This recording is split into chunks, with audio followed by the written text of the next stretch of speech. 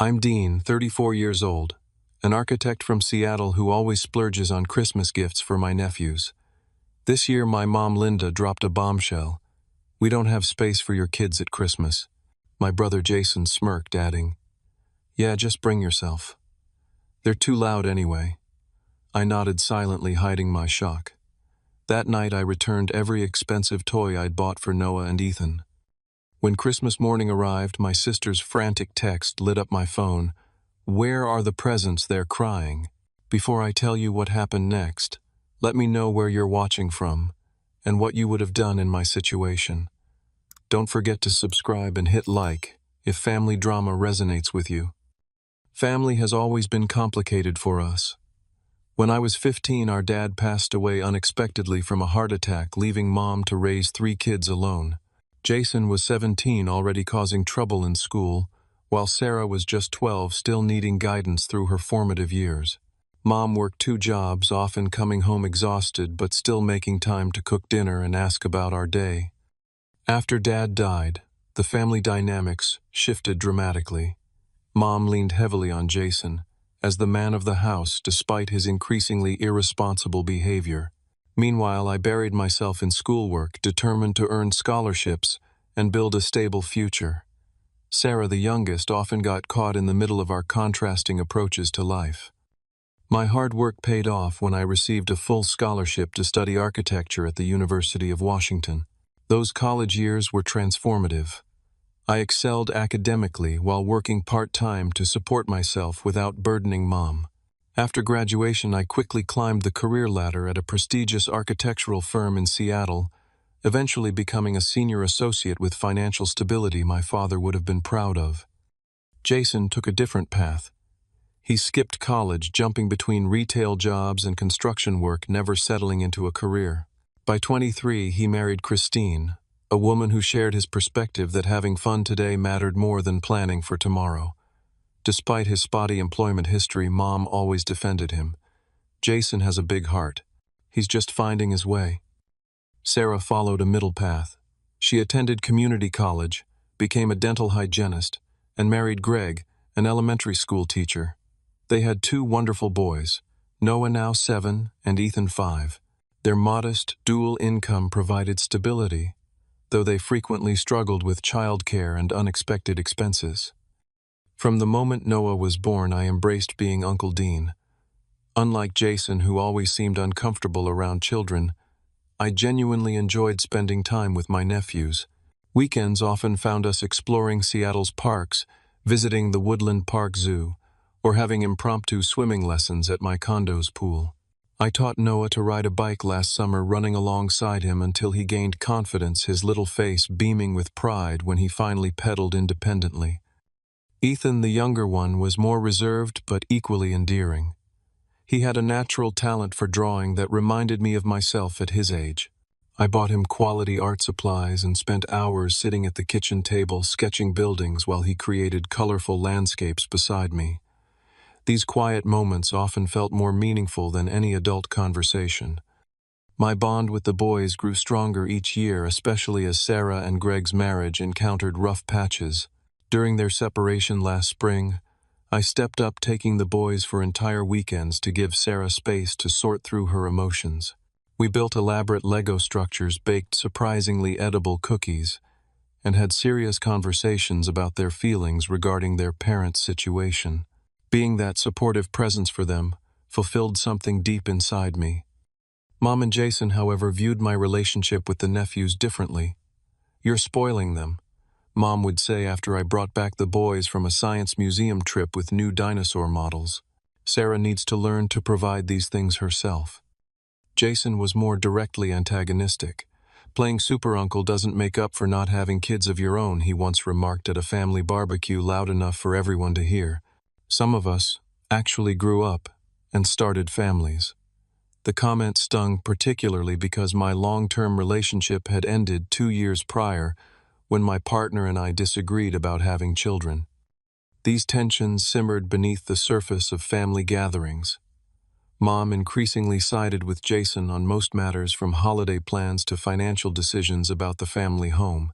My achievements, like designing an award-winning community center or being featured in architectural magazines were acknowledged briefly.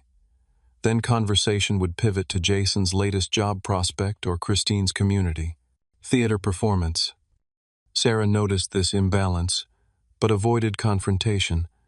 Mom's always been that way with him, she told me once after a particularly frustrating Thanksgiving dinner. It's easier to just accept it.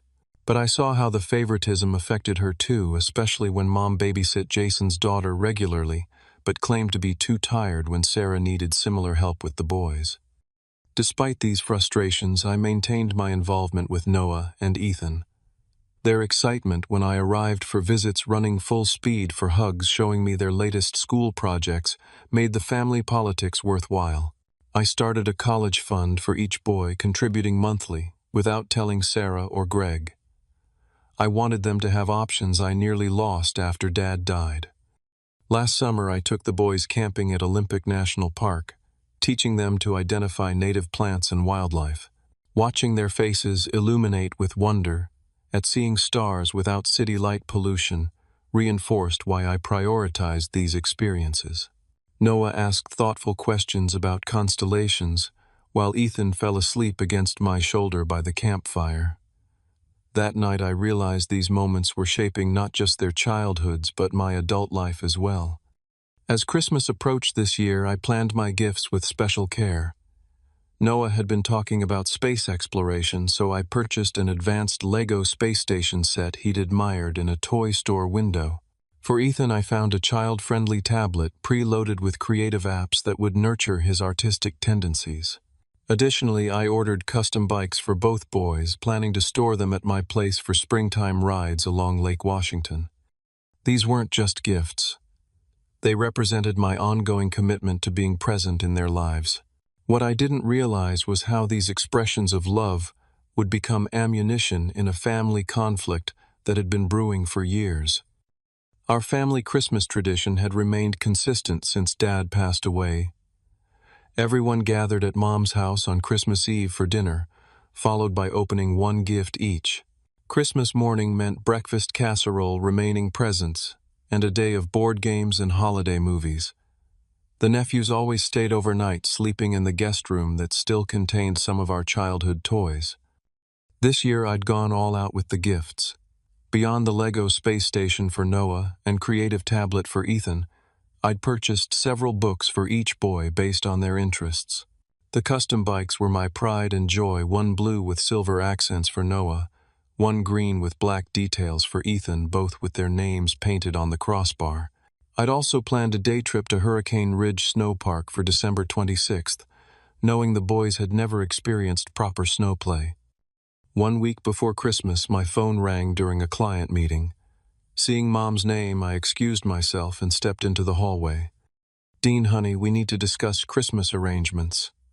Mom began, her tone already making me uneasy. "What's up? I've got everything ready." "Do you need me to bring extra chairs again?" I asked, recalling last year when Jason invited friends without warning. "Actually, we're doing things differently this year," she paused. "We don't have space for your kids at Christmas." I stood frozen in the corridor of my office building. "My kids? You mean Noah and Ethan? They're not my kids, they're my nephews, your grandchildren. You know what I mean." Mom continued, her voice dropping slightly. "Jason and Christine want an adults-only Christmas this year. No children. They feel we all need a break from the noise and mess." "But it's Christmas," I countered, lowering my voice as colleagues passed by. "The boys look forward to this all year. Where are Sarah and Greg supposed to leave them? They can hire a babysitter for Christmas Eve," and morning Mom replied matter-of-factly, "or have Christmas at their own house." Jason made a good point that we've catered to the children for years. It's time for an elegant, peaceful holiday. I took a deep breath. "Did you discuss this with Sarah?" "I'm calling her next. But I wanted to let you know, since you always bring those large gifts that take up so much space in the living room." "So this is about my presents being too big?" I asked, confusion mounting. "Partly," she admitted. "Jason mentioned that your gifts overshadow what he and Christine can afford for their daughter. It creates an uncomfortable situation." My client was waiting, so I reluctantly agreed to call back later. Throughout the afternoon meeting, I couldn't focus my mind replaying Mom's words. That evening, I tried calling Sarah but got her voicemail. Instead, I received a video call from Jason. His familiar smirk appeared on screen. "So Mom told you about Christmas?" "Yeah, she did.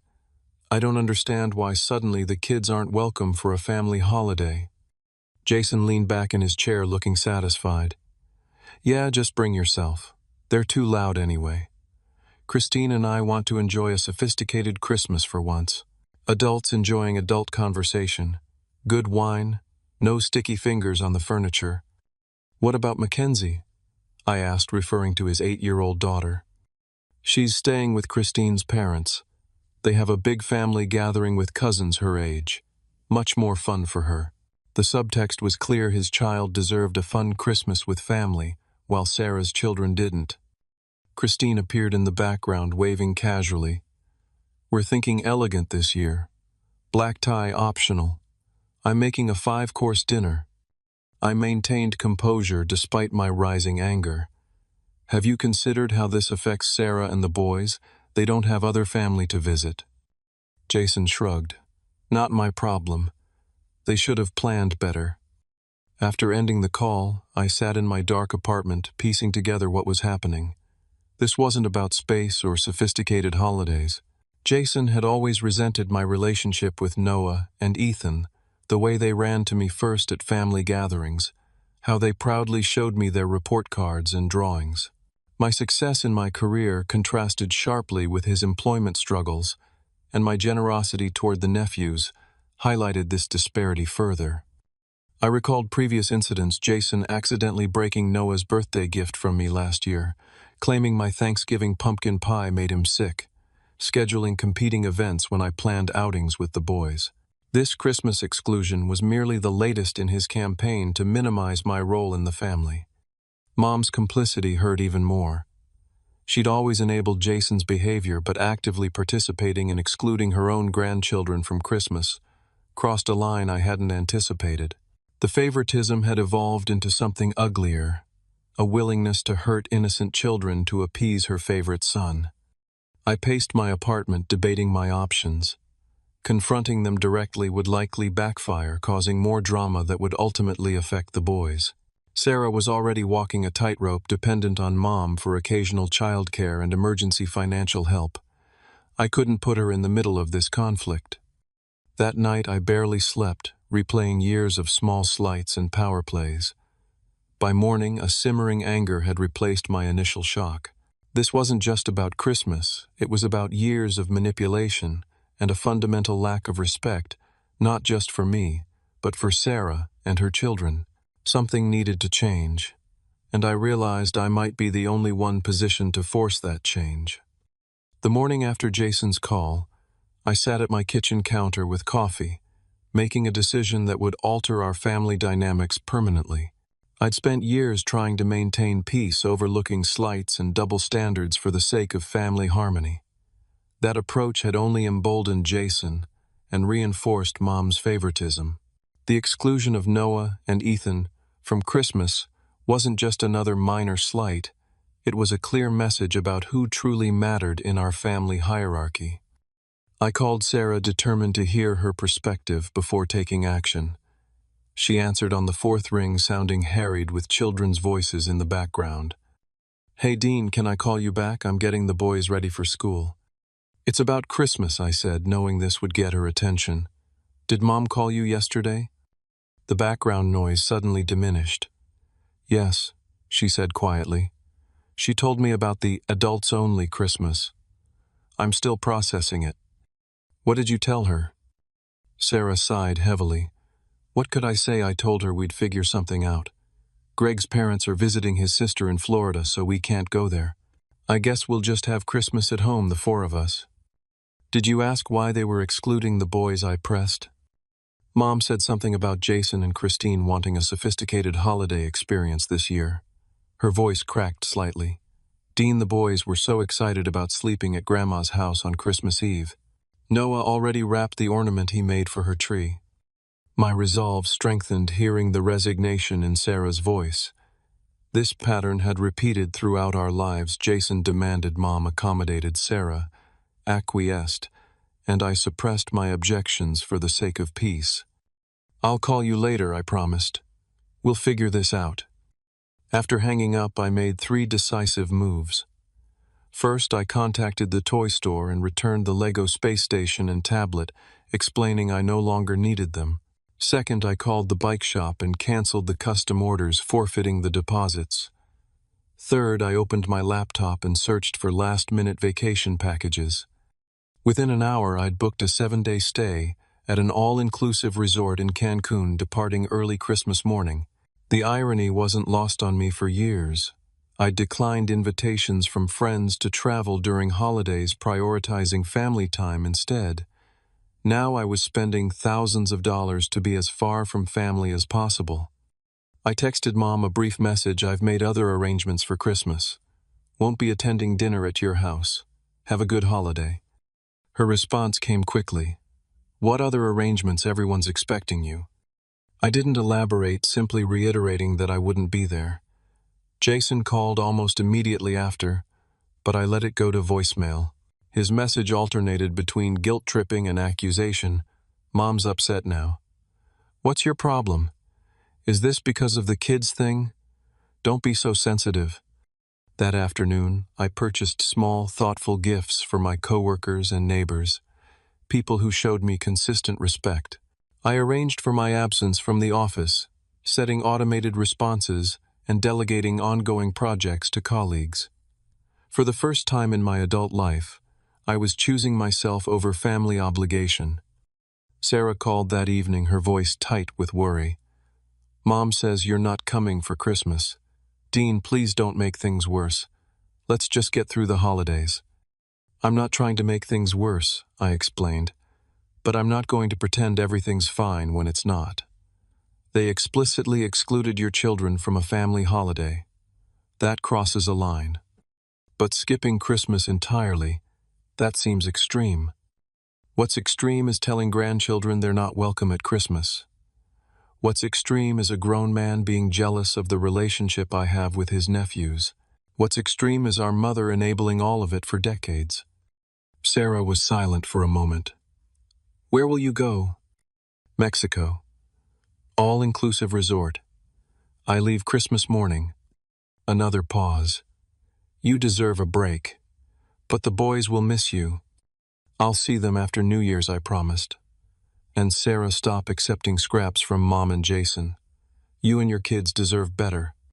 The week before Christmas passed in a blur of preparation and ignored calls from Mom and Jason. I purchased new swim trunks, sunglasses, and beach attire, items I rarely needed in Seattle's perpetual drizzle. My apartment felt lighter somehow, as if the decision to break tradition had physically lifted a weight from the space. I skipped the Christmas Eve gathering entirely, turning off my phone and watching action movies instead. The expected guilt never materialized. Instead, I felt an unfamiliar sense of liberation. Years of walking on eggshells around Jason's fragile ego and Mom's biased expectations had created a constraint I hadn't fully recognized until I decided to break free. As I packed my suitcase on Christmas Eve, I glanced at the framed photo of Noah and Ethan on my bookshelf. For a moment, doubt crept in. Was I punishing innocent children for the adults' behavior? Then I remembered Noah's disappointed face last Thanksgiving, when Jason interrupted his story about a school project to talk about his new truck. I remembered Ethan's confusion when Mom praised Jason's daughter effusively for a mediocre art project, while barely acknowledging his detailed drawing. These boys were already experiencing the family's dysfunction. Perhaps my stand would eventually create a healthier environment for them. I went to bed early, setting my alarm for 4:30 to catch my 6:15 flight. As I drifted off to sleep, I realized this Christmas would be memorable not for the usual reasons of tradition and togetherness, but as the moment I finally refused to participate in a family system that had been slowly eroding my self-worth for years. My alarm jolted me awake at 4:30 on Christmas morning. Outside, Seattle was still dark, a light rain tapping against my bedroom window. I showered quickly, double-checked my passport and travel documents, and called a rideshare to take me to SeaTac Airport. The driver, a middle-aged man named Roland, seemed surprised to have a pickup on Christmas morning. "Family or vacation?" he asked, glancing at my suitcase in the rearview mirror. "Vacation," I replied. "Cancun. Running away from Christmas or running toward sunshine?" His question was casual but surprisingly perceptive. Both, I guess. We rode in comfortable silence through the empty streets. The city was still sleeping, holiday lights twinkling in windows of darkened homes where children would soon wake to discover presents under trees. I pushed away thoughts of Noah and Ethan, focusing instead on the beach awaiting me. At the airport, I checked my bag, moved smoothly through security, and found my gate. The terminal was unusually quiet, populated mainly by airline staff and a handful of travelers like myself who had chosen flight over family festivities. I purchased coffee and a breakfast sandwich, settling into a seat near the window to watch planes take off into the gradually lightening sky. At 7:10, I turned on my phone to check my boarding status. Immediately, a barrage of notifications appeared. 3 missed calls from Mom, 2 from Jason, and a series of increasingly frantic texts from Sarah. The most recent, sent just minutes ago, read in all caps, "Where are the presents? They're crying." I stared at the message, my coffee cooling beside me. This was the moment when patterns typically reasserted themselves, when I would feel guilty, to make apologies, and rush to fix whatever problem the family had decided was mine to solve. But something had shifted inside me. The expected guilt didn't materialize. I typed a response. "I was told the nephews weren't welcome at the family Christmas. If they aren't important enough to include in the celebration, then my gifts aren't needed either." I returned everything. 3 dots appeared immediately as Sarah typed her response. Before she could finish, I sent a follow-up message with a photo of my boarding pass to Cancun. "Merry Christmas to me. I'll be back after New Year's." Sarah's reply came quickly. "You can't be serious. The boys have been asking about Uncle Dean's presents all morning. They're devastated." "I'm very serious," I wrote back. "Ask Mom and Jason why the boys weren't welcome for Christmas. That decision had consequences." My phone began ringing, Sarah calling. I declined the call and continued typing. "For years I've watched Jason undermine my relationship with the boys. I've watched Mom enable his jealousy. I've watched you accept their treatment because it's easier than standing up to them. I'm done pretending this is normal or healthy." Sarah's response was defensive. "This isn't fair to Noah and Ethan. They didn't do anything wrong." "No, they didn't," I agreed. "Neither did I. Yet here we are. The adults who excluded innocent children from Christmas are the ones who created this situation, not me." As we texted, my phone began vibrating with incoming calls from Mom. I ignored them, knowing exactly what she would say: how I was being selfish, how I was ruining Christmas, how I needed to think about family first. The irony of her likely lecture wasn't lost on me. Finally, I sent Sarah one last message: "I love those boys. You know that. But I can't keep participating in a family system that treats them as second-class grandchildren and me as an ATM with gift-giving privileges. Things need to change." I silenced my phone as the gate agent announced pre-boarding. Walking toward the jet bridge, I felt a complex mixture of emotions: regret about disappointing the nephews, anger at my mother and brother, and underneath it all, a surprising sense of empowerment. For the first time in memory, I was choosing my own well-being over the dysfunctional expectations of my family. Once settled in my window seat, I checked my phone one final time before airplane mode. Mom had left a voicemail, her voice tight with controlled anger. "Dean Michael Thompson, I don't know what game you're playing, but you've upset everyone. Sarah's boys are crying. Jason thinks you're being ridiculous, and I'm extremely disappointed. Call me immediately." Jason had sent a text. "Way to ruin Christmas, drama queen. Mom's upset, and it's your fault. Again." Sarah's final message was more measured. "I understand you're hurt, but this feels like punishment. Please reconsider and at least send something for the boys." As the plane began taxiing, I turned off my phone completely. Through the window, I watched Seattle disappear beneath clouds, feeling both heavy with the weight of family conflict and strangely lightened by my decision to break free from its gravitational pull. The plane accelerated down the runway, lifted into the air, and pointed south toward Mexico. With each mile of distance, the knot in my chest loosened incrementally. 5 hours later, I stepped off the plane into the humid warmth of Cancun. Palm trees swayed against a perfect blue sky, and airport employees greeted arriving passengers with Feliz Navidad. The contrast with gray, rainy Seattle couldn't have been more dramatic. I collected my luggage and found the shuttle to my resort, deliberately pushing thoughts of home from my mind. The Paradise Cove Resort was decorated for Christmas with tropical flair. A palm tree strung with lights served as the lobby's Christmas tree, and staff wore Santa hats with their uniforms. I checked in, was handed a welcome cocktail, and followed a porter to my ocean view room. Opening the balcony door, I listened to waves crashing against white sand and took my first deep breath in what felt like weeks. "Merry Christmas to me," I whispered, raising my drink toward the horizon. The guilt and doubt I'd anticipated feeling were remarkably absent, replaced instead by a growing certainty that this rupture had been necessary, perhaps even overdue. The Paradise Cove Resort sprawled along a pristine stretch of Caribbean coastline, its white buildings contrasting beautifully with the turquoise water. My room featured a king-sized bed, marble bathroom, and private balcony overlooking the ocean. After unpacking, I changed into swim trunks and headed to the beach, determined to immerse myself in vacation mode and leave family drama behind. The beach was surprisingly uncrowded for Christmas Day. I claimed a lounge chair under a palapa, ordered a margarita from a passing server, and let the sun warm my Seattle pale skin. Closing my eyes, I tried to focus on the sound of waves rather than the echoes of Sarah's text about crying nephews. First time in Cancun. I opened my eyes to find a man about my age in the adjacent chair raising his glass in friendly greeting. "That obvious?" I asked. "You have that, 'I've just escaped somewhere cold and can't believe this is real' look," he laughed. "I'm Michael, by the way. Chicago. Dean. Seattle. Let me guess, avoiding family Christmas." I raised an eyebrow. "How did you know?" "Because that's why half the people are here. The resort calls this their Family Freedom Package. Didn't you notice most guests are solo travelers or couples without kids?"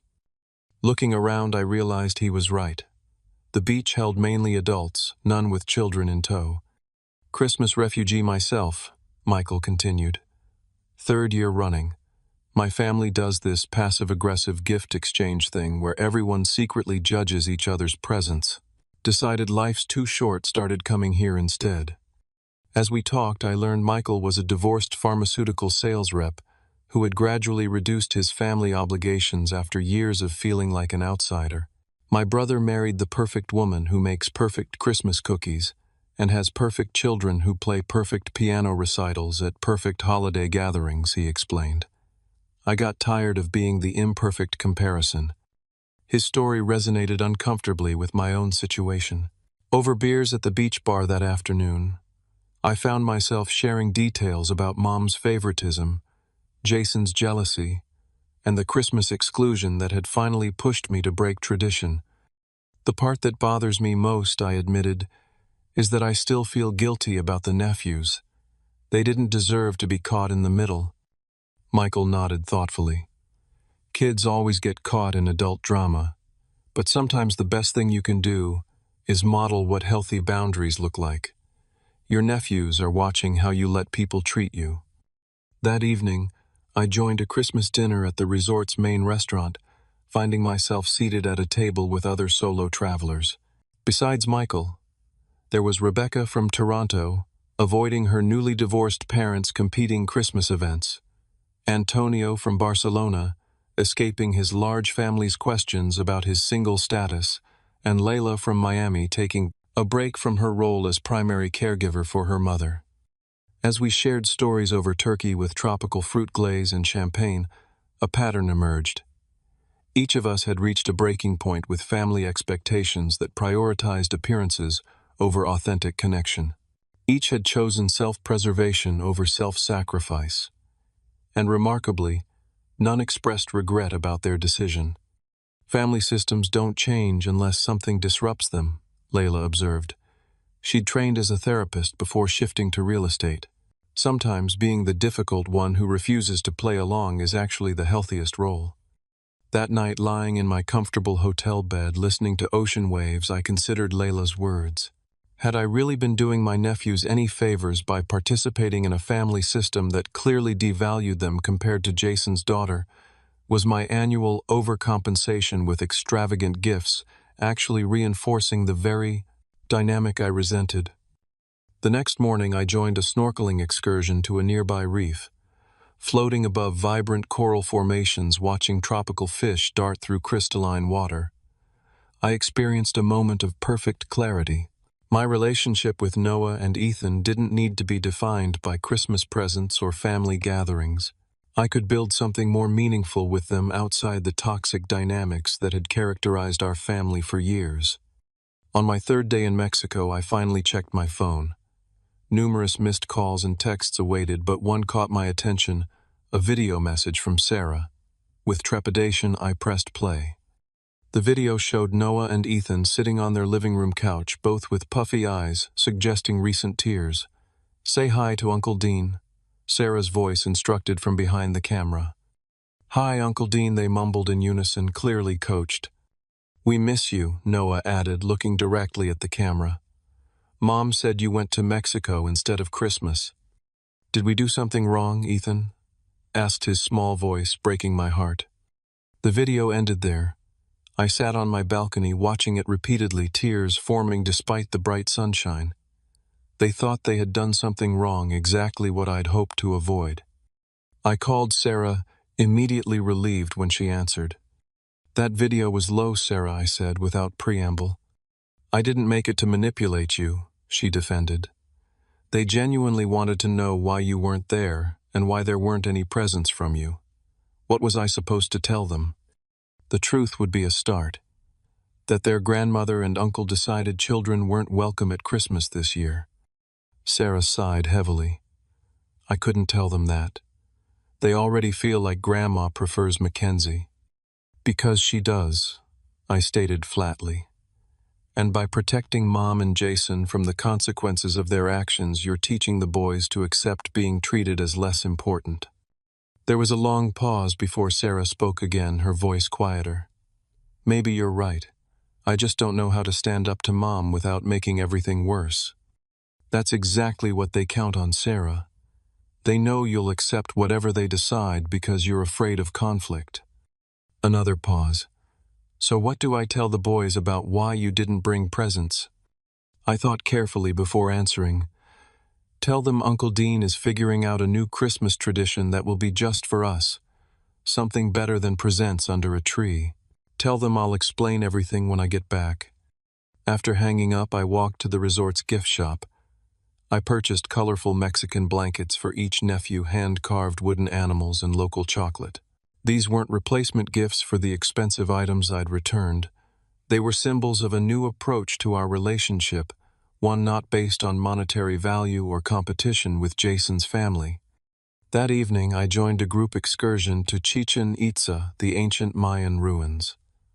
Walking among structures that had endured for centuries, I gained perspective on my own family conflicts. Civilizations rose and fell, yet human dynamics remained surprisingly consistent. Power struggles, favoritism, the desire for control. What mattered was how individuals responded to these universal challenges. By the 5th day of my trip, I'd formed a comfortable routine and friendship with several other Christmas refugees. We met for breakfast, joined activities together, and shared dinners filled with increasingly honest conversations. Away from the pressure of family expectations, I found myself more relaxed and authentic than I'd been in years. Michael and I particularly connected, both recognizing similar patterns in our family histories. "The hardest part," he reflected during our final dinner together, "is accepting that you can't change them. You can only change how you respond to them." I think I've spent years trying to earn equal status in my family, I admitted. Trying to prove my worth through success, generosity, reliability. And did it work, he asked already, knowing the answer. Not once, I laughed ruefully. No matter what I achieved or gave, Jason remained the favorite. The rules always changed to ensure I couldn't win. So stop playing their game, Michael suggested simply. Create your own game with your own rules. His words stayed with me as I packed on my final evening in Mexico. I'd arrived as a man fleeing family conflict. I was leaving as someone ready to establish new boundaries and expectations. The nephews deserved a relationship with me, unfiltered through the distorted lens of family dysfunction. Sarah deserved support in finding her own voice, and I deserved respect that wasn't contingent on compliance with unfair demands. Before bed, I sent Sarah a message. Landing tomorrow afternoon. Would like to see the boys this weekend. I have some things from Mexico for them and an idea I want to discuss with you. Her reply came quickly. They'll be excited to see you. And Dean, I've been thinking about what you said. You're right about a lot of things. For the first time since this conflict began, I felt genuine hope not for a return to previous patterns, but for the possibility of something healthier emerging from this necessary disruption. My flight landed in Seattle on New Year's Eve afternoon. The familiar gray drizzle welcomed me home, a stark contrast to Cancun's sunshine. During the rideshare from the airport, I scrolled through messages I'd avoided during vacation. 14 missed calls from Mom, 23 text messages from Jason, increasingly hostile, and several voicemails from each. Mom's messages cycled through guilt. I can't believe you'd abandon family at Christmas, anger. After everything I've done for you, and eventual bargaining, please call, we can work this out. Jason's followed a predictable pattern of initial mockery. Enjoy your tantrum vacation, escalating to outright attacks on my character. Always knew you were selfish. The most significant communication was an email from Mom sent 2 days after Christmas. Its subject line read, "Your behavior," all caps, conveying her indignation before I even opened it. "Dean," she wrote, "I've never been so disappointed in my life. Your childish disappearing act ruined Christmas for everyone. Sarah's boys cried all morning looking for your presence. Jason and Christine felt terrible watching them upset. I spent the day trying to explain your absence, instead of enjoying the holiday I worked so hard to prepare. If you had concerns about our adults-only Christmas, you should have discussed them maturely, instead of this dramatic overreaction. We could have found a compromise. Instead, you chose to hurt innocent children to make your point. I expect you to apologize to everyone, especially Noah and Ethan.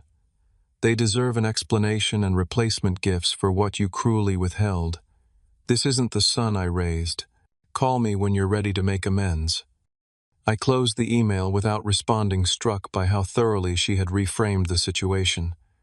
In her version, I was the villain who hurt children, not the adults who had explicitly excluded them from a family holiday.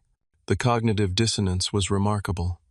After unpacking and sorting through mail, I texted Sarah back from Mexico. "Can I come see the boys tomorrow?" She responded quickly, "Yes, come for lunch. They're excited to see you." The next day, I arrived at Sarah and Greg's modest craftsman home, carrying a bright gift bag with the Mexican presents. Noah spotted me through the window and raced outside, Ethan following close behind. Their enthusiastic hugs melted away any remaining doubt about my decision to establish new boundaries with Mom and Jason. "Did you swim with sharks in Mexico?" Noah asked, eyes wide. "Not sharks, but I saw sea turtles while snorkeling," I told him, following them inside. Sarah greeted me with a tentative hug. "You look good. Tan suits you." Over lunch, I kept conversation light, asking about their Christmas morning and school break activities. After the boys finished eating, I presented the gift bag. "I brought you something from Mexico." They eagerly explored the contents, exclaiming over the colorful blankets, wooden animals, and chocolate. These simple gifts, a fraction of what I'd originally planned, delighted them as much as any expensive toy would have. "Can we have the blankets in our room?" Ethan asked Sarah. Of course she nodded, giving me a meaningful look over their heads. When the boys retreated to their room to find perfect spots for their wooden animals, Sarah and I moved to the living room for an overdue conversation. "Mom's furious," she began. "She's convinced you did this specifically to hurt her." "That's her interpretation," I replied calmly. "I made a decision to remove myself from a toxic situation." Sarah twisted her wedding ring nervously. Christmas Day was awful. The boys kept asking where Uncle Dean was and why you didn't bring presents. Mom blamed you entirely, told them you were being selfish. Jason made snide comments all day. "I'm sorry the boys were caught in the middle," I said sincerely. "But I'm not sorry for finally drawing a line." Sarah nodded slowly. "I've been thinking about what you said, about how I never stand up to Mom or Jason because I'm afraid of conflict. You're right." She lowered her voice. "Greg's been saying the same thing for years." "It's a pattern we all fell into after Dad died," I acknowledged. "Mom leaned on Jason, favored him despite his behavior. I tried to earn equal status through achievement. You avoided conflict to keep peace. But it's not working for any of us, is it?" Sarah's eyes welled with tears. The boys notice how differently Mom treats them compared to Mackenzie. "Noah asked me last month why Grandma never comes to his school events, but goes to all of Mackenzie's dance recitals." This revelation strengthened my resolve. "I'm meeting Mom and Jason for coffee tomorrow. It's time for an honest conversation." Sarah looked alarmed. "They'll gang up on you." Probably, I agreed. But nothing changes if we keep avoiding difficult conversations. The next day I arrived at a neutral coffee shop downtown 15 minutes early, selecting a corner table away from other customers. Mom arrived exactly on time, her expression a mixture of indignation and wounded pride. Jason sauntered in 5 minutes late, immediately signaling his contempt by checking his phone throughout initial greetings. "I appreciate you both meeting me," I began. "We assumed you were finally ready to apologize," Mom interrupted. I took a deep breath. "I'm not here to apologize. I'm here to explain my perspective and establish some boundaries going forward." Jason snorted. "Boundaries. Here we go with the therapy talk. You can dismiss it if you want." I continued steadily, but excluding Sarah's children from Christmas, while including Jason's daughter in holiday plans elsewhere, was hurtful and unfair. "That's completely different," Mom protested. "Mackenzie went to Christine's family. We wanted one elegant adult Christmas. An adult Christmas that coincidentally excluded the only grandchildren who prefer spending time with me," I pointed out. After years of Jason making disparaging remarks about my relationship with Noah and Ethan. "Oh, please," Jason rolled his eyes. "Not everything is about you, Dean." "You're right. This is about two little boys who were told they weren't welcome at their grandmother's house for Christmas. It's about years of Mom favoring you, regardless of your behavior, while holding Sarah and me to different standards." Mom's face flushed. "That is absolutely untrue. I've always treated all my children equally." "Really?" I challenged gently. "When Jason lost 3 jobs in 2 years, you called it bad luck and loaned him money. When Sarah needed help with childcare during her nursing certification, you were too tired. When I designed an award-winning building, you changed the subject to Jason's new truck. You're just jealous because I have a family and you don't," Jason sneered. "I have a family," I corrected him, "one that now includes firm boundaries. I won't participate in events where Sarah's children are explicitly unwelcome. I won't pretend Mom's favoritism is normal or acceptable. And I won't allow either of you to undermine my relationship with my nephews." Mom's expression hardened. "So you're giving us ultimatums now? I'm telling you what I need to maintain a healthy relationship with you both. What you do with that information is your choice. And if we don't meet your demands," Jason challenged, "then I'll continue building relationships with Sarah and the boys independently and limit my interaction with you to necessary family functions." Mom's eyes filled with tears. Whether genuine or strategic was unclear. After everything I've done for you, this is how you repay me, by threatening to abandon me in my senior years." "I'm not abandoning anyone," I said firmly. "I'm asking to be treated with respect, and for my nephews to be treated fairly. That's not an unreasonable request." The conversation continued in circles, Mom, alternating between defensiveness and victimhood, Jason, between aggression and dismissal. I maintained calm, repeating my position without escalation. Eventually, Mom dabbed her eyes with a napkin. "I suppose I might have shown Jason special consideration sometimes," she conceded reluctantly. "He needed more support after your father died." It wasn't a full acknowledgement, but it was more than she'd ever admitted before. "And the Christmas decision I pressed." She sighed. "Perhaps excluding the boys wasn't the best approach. We could have found an alternative solution." Jason remained unapologetic, but I hadn't expected contrition from him. As we prepared to leave, I made one final statement. "I love you both. That hasn't changed. But the way we interact needs to change if we want a healthy relationship moving forward." Walking away from that coffee shop, I felt lighter than I had in years. The conversation hadn't resolved everything long established. Family dynamics rarely change after one discussion, but it represented a crucial first step. For perhaps the first time in my adult life, I had advocated for my own worth without apology or compromise. The immediate aftermath was predictably rocky. Mom called the next day, veering between tentative acknowledgement of my points and renewed attempts at guilt. Jason sent a text accusing me of turning Mom against him. But beneath the defensive reactions, something fundamental had shifted. The unspoken rules governing our family system had been named and challenged, making it impossible to simply revert to previous patterns. Sarah called that evening, eager for details. "Mom left me a strange voicemail," she reported. "She asked if the boys would like to come for a special belated Christmas this weekend. Said she has presents for them." "That's a start," I observed. "Will you go?" "Yes, but with conditions. I told her we can only stay 2 hours, and if Jason makes any negative comments, we're leaving immediately." Sarah's voice contained a newfound assertiveness. "Greg nearly fell over when I said that. He's been trying to get me to stand up to them for years." "Good for you," I encouraged. "How did Mom respond?"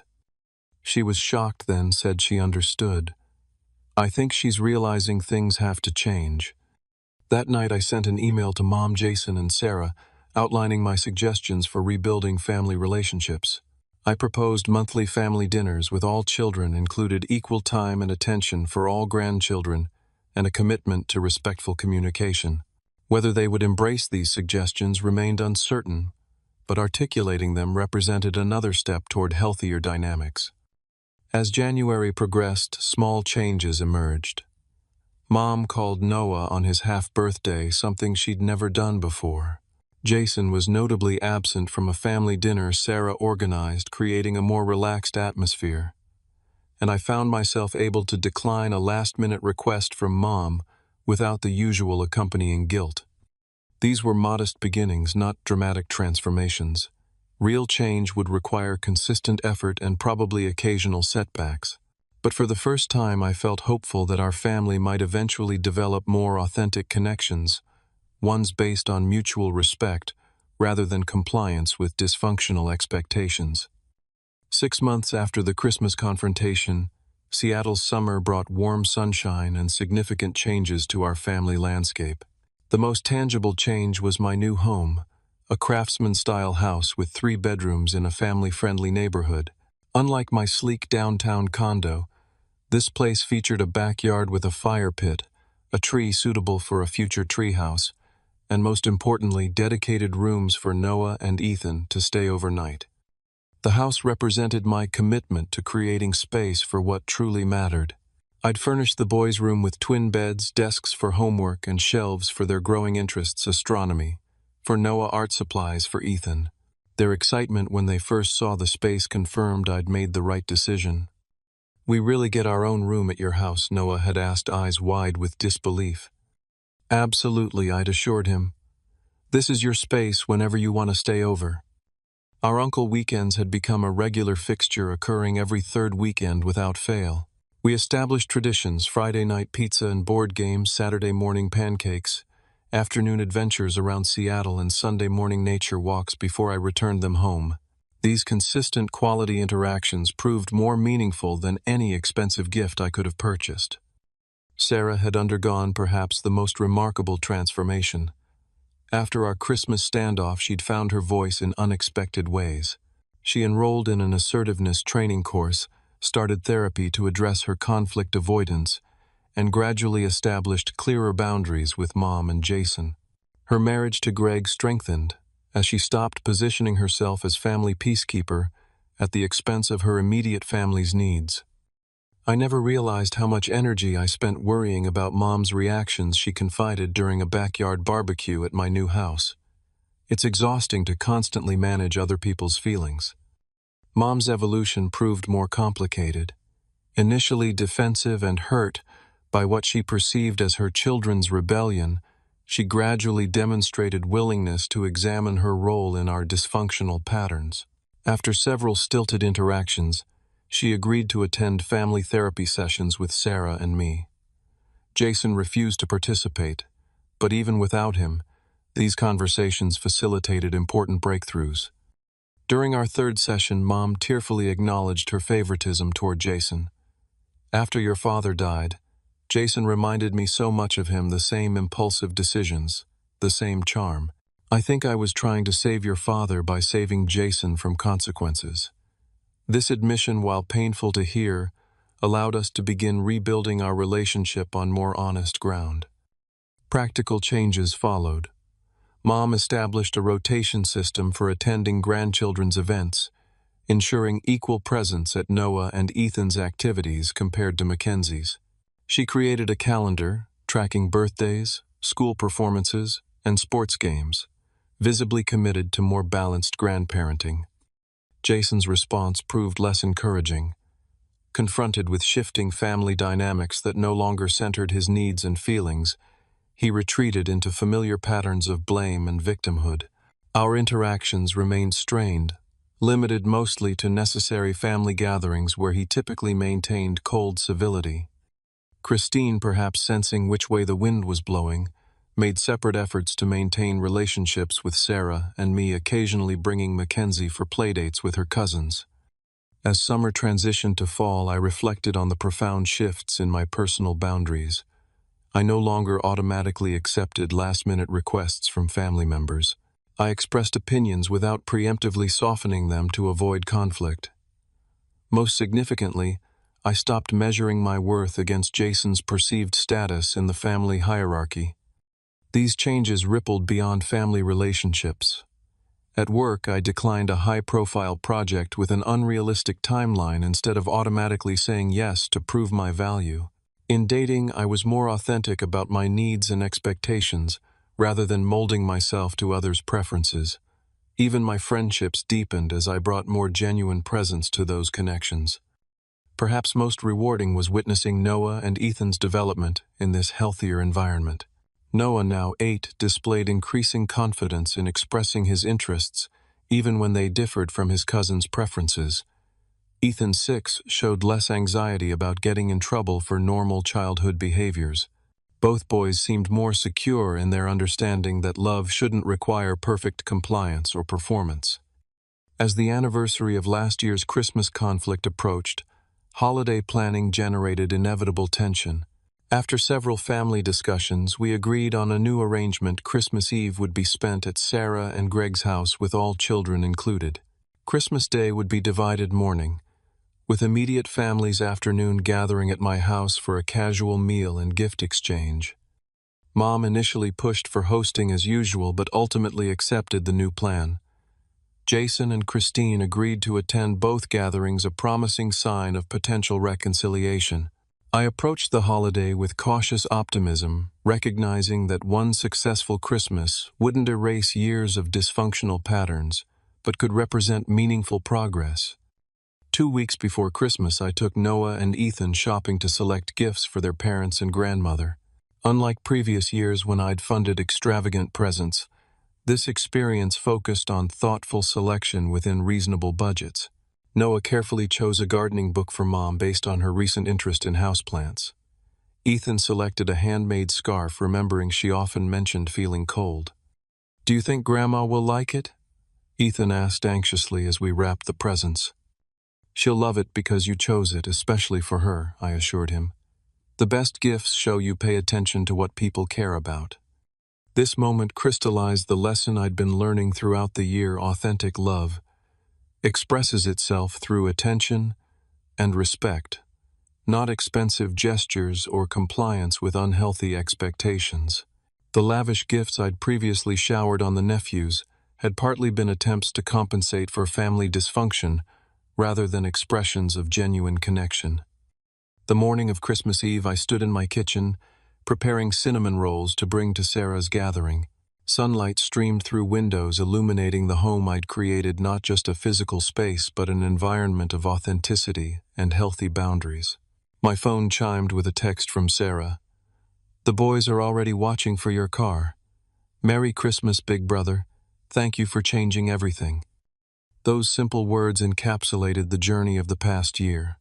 By refusing to participate in unhealthy patterns, I'd created space for more authentic relationships to develop. The process had been painful, messy, and remained incomplete. But the alternative, continuing within a system that diminished everyone's authentic self, would have been far more damaging long-term. The most profound realization was that establishing boundaries wasn't selfish. It was necessary for genuine connection. Years of attempting to earn love through compliance and generosity had created surface-level relationships lacking true intimacy. Only by requiring mutual respect could deeper bonds form. As I loaded the cinnamon rolls into my car, I reflected on the lesson I hoped Noah and Ethan would absorb from witnessing this family transformation: that love without boundaries isn't love at all, but a transaction. That their worth wasn't determined by compliance with others' expectations. That sometimes the most loving action involves saying no to dysfunction so that healthier relationships can flourish. The family we were building now wasn't perfect. It contained disagreements, occasional tension, and ongoing negotiation of boundaries. But it was authentic in a way our previous interactions hadn't been. In that authenticity lay the possibility for genuine connection that our surface harmony had never provided. Driving toward Sarah's house, I felt profound gratitude for the Christmas conflict that had catalyzed these necessary changes. Sometimes the most valuable gifts come wrapped in the most challenging packages. What boundaries have you established in your own family relationships? Has standing your ground ever led to positive changes you didn't expect? Share your experiences in the comments below, and don't forget to subscribe for more real-life stories about family dynamics and personal growth. If this resonated with you, hit the like button and share with someone who might need encouragement to establish healthy boundaries this holiday season. Thank you for listening. And remember, sometimes the most loving gift you can give your family is the truth.